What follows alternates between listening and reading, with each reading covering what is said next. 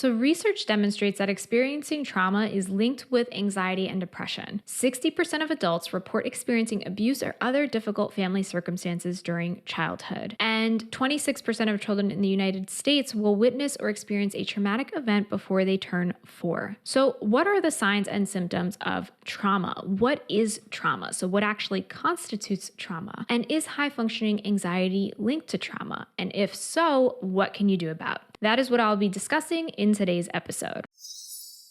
This is episode number 123, the relationship between trauma and high-functioning anxiety. Welcome to Calmly Coping. My name is Tati Garcia, and I'm a licensed therapist and coach specializing in high-functioning anxiety. I help high achievers overcome anxiety, stress, and overwhelm so they can finally stop overthinking everything. Thank you so much for tuning in. So I've gotten some requests to talk about the relationship between trauma and high-functioning anxiety. So here I am. So just to give you a little background on my experience and my training in trauma. So I have experience in working with people with trauma as well as PTSD. I have training in trauma-informed approaches and treatment, and I have experience working with children, adolescents, and adults that have all experienced traumatic upbringings or a specific traumatic event or events that has influenced them negatively. So I have a lot of background in trauma and as well as training in it. And so what I'm going to be discussing is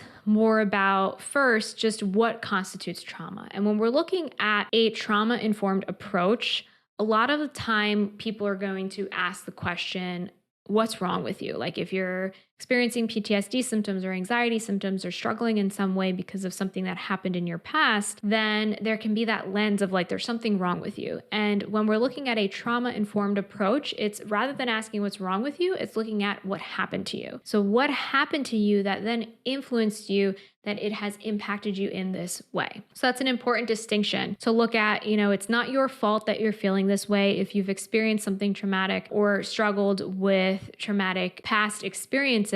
It's more about what happened and how did this influence you. Trauma is very individual. So a traumatic event that one person experiences may influence them entirely differently from another person who experiences the same traumatic experience. So it's important to keep in mind, it's not necessarily about the magnitude of what happens to you, although the magnitude, the frequency, the amount that it affects you can have an influence on you. It's more about how you react to it and how it influences you personally. That's going to determine how you then actually are going to cope with it afterwards, if you're going to have difficulty coping with it. Here's the thing. I mentioned some statistics earlier in the episode, but the reality is that going through trauma is not rare. And I want to just preface before I get into this episode and just give like a trigger warning. So let's say if hearing about traumatic events or experiences is something that may potentially trigger you personally, it's more important for you to take care of your mental health than to listen to something that may be potentially harmful for you. So do what's best for you and your mental health. When it comes to trauma experiences, about 6 of every 10 men or 5 of every 10 women experience at least one trauma in their lives. Women are more likely to experience sexual assault and child sexual abuse, and men are more likely to experience accidents, physical assault, combat disaster, or to witness death or injury. The effects of trauma, like I mentioned, can be totally individual, and they are massive and far-reaching. And I can guess that you know at least one person who has experienced a traumatic event, and probably even at least one person in your own family. Here's how we define a traumatic event. So it is experiencing or witnessing any event or series of events that is physically or emotionally harmful or life-threatening to yourself or others. So here's the thing. Negative responses to trauma, it's normal.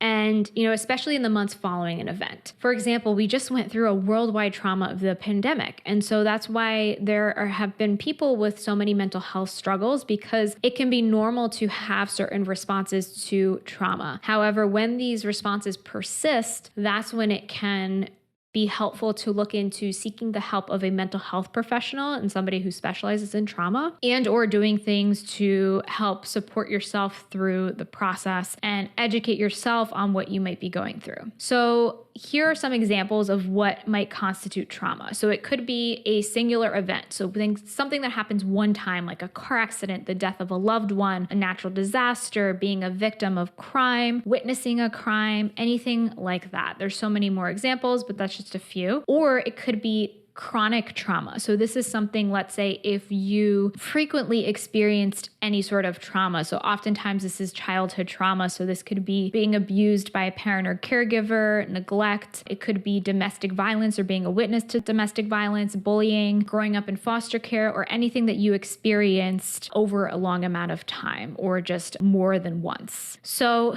it's also worth mentioning intergenerational trauma. So this could be when a parent or caregiver or somebody else in your life or that raised you experienced trauma themselves. And this, first of all, if they experienced the trauma before having you, this could be passed on genetically if it is a biological parent or grandparent. So I could go into this whole topic, but there's a topic called epigenetics that basically says that the experiences that we have actually can change our genes, and then that can be passed on. Let's say if a parent experienced a trauma before having you, then that trauma could potentially be passed down into your genes. Now, that doesn't mean that you are doomed to, never be able to heal from this. You actually can, and that healing can also be passed down to your children, which is why healing from trauma can be so beneficial, not just to impact you, but to impact children, to impact your other relationships and people around you. But that can be one way that intergenerational trauma can occur. It can also occur through how you're raised. So if a parent experienced trauma and because of that, they have a negative view of the world, they think that the world is a dangerous place, they think that you can't trust people, or maybe if your parent then is continuing the cycle of abuse because they were abused, those are all ways that intergenerational trauma can be passed down onto you. So what are the consequences of trauma? So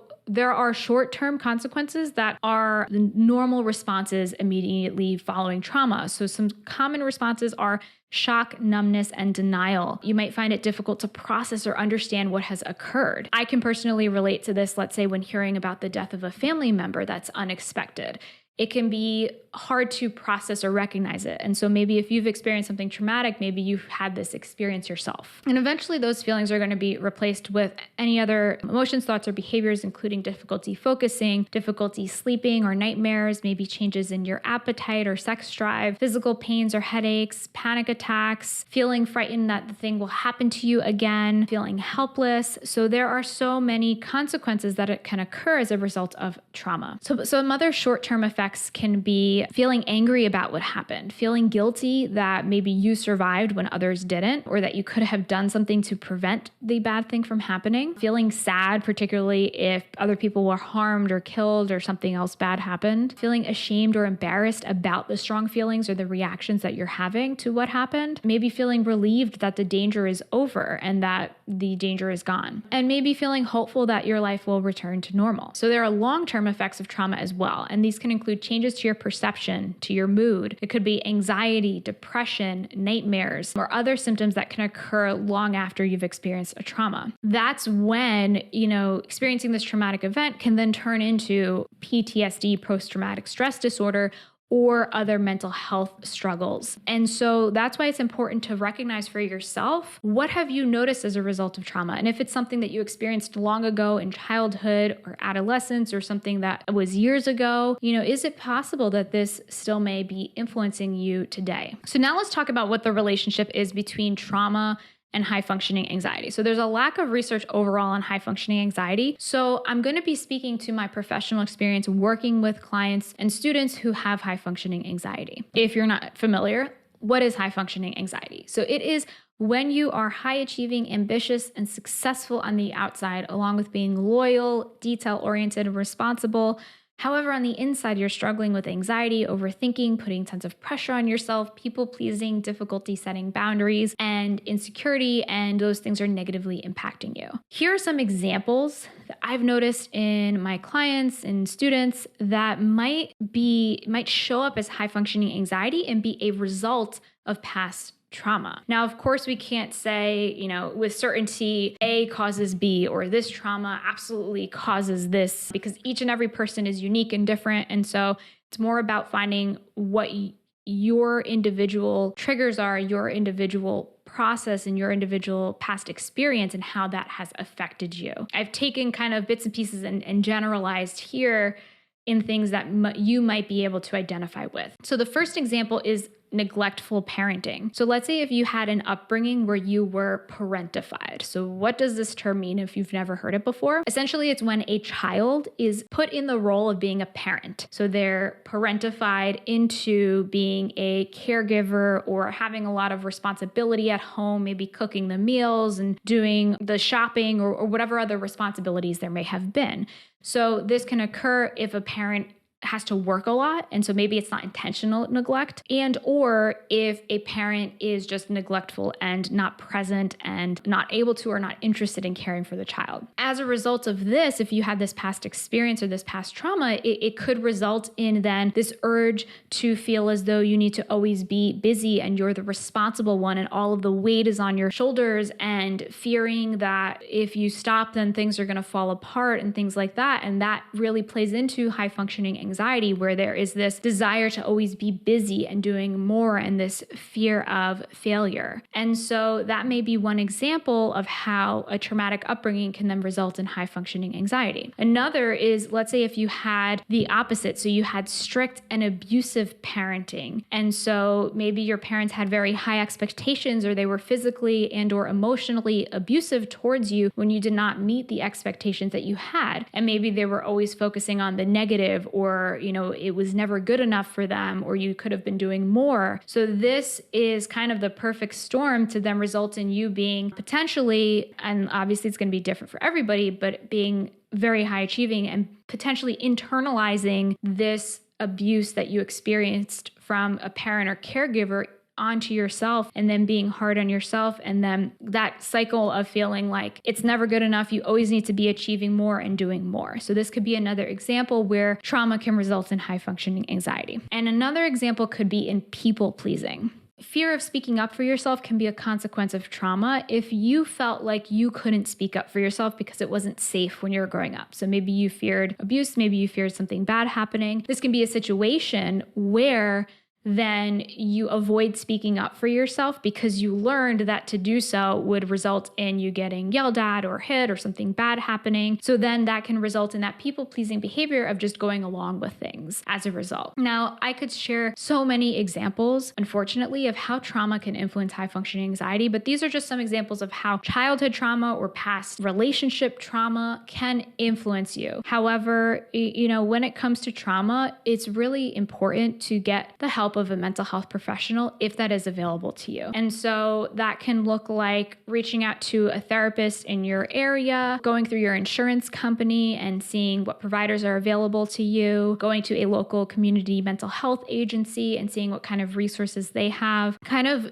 doing what you can to try and get that support. You can also ask your doctor, do they have any recommendations? And Googling, therapists near me or support near me, because when you have a trauma background, it's really important to work with a therapist who can guide you and support you through processing and healing from that. Another thing that you can do is to reflect upon your trauma experiences. So this could be in a journal, it could be writing your story. And it's important to note that, this is if you feel safe and comfortable doing so. If this is something you've never spoken about or talked about and feels really hard and uncomfortable for you to do, then definitely do not force yourself. But if you feel open to starting to explore this on your own and maybe just getting out some of what's inside of you and just even writing down what your experiences were like, then this can be a powerful way of addressing and starting to work through those traumatic experiences you may have had. And if you live in New Jersey, I'm a trauma-informed therapist. You can certainly reach out to me and check out the links below on how to work with me if you're looking for more support in that respect. If you're looking for kind of a first step with some step-by-step support to decrease your anxiety, understand yourself better, including looking at past traumatic experiences, I have a Get to the Root of Your Anxiety mini course.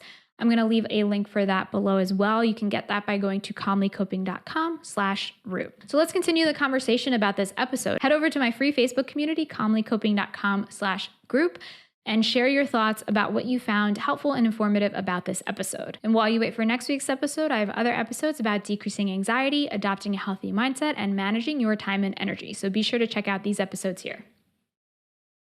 Thank you so much for tuning in today, and until next time, be calm.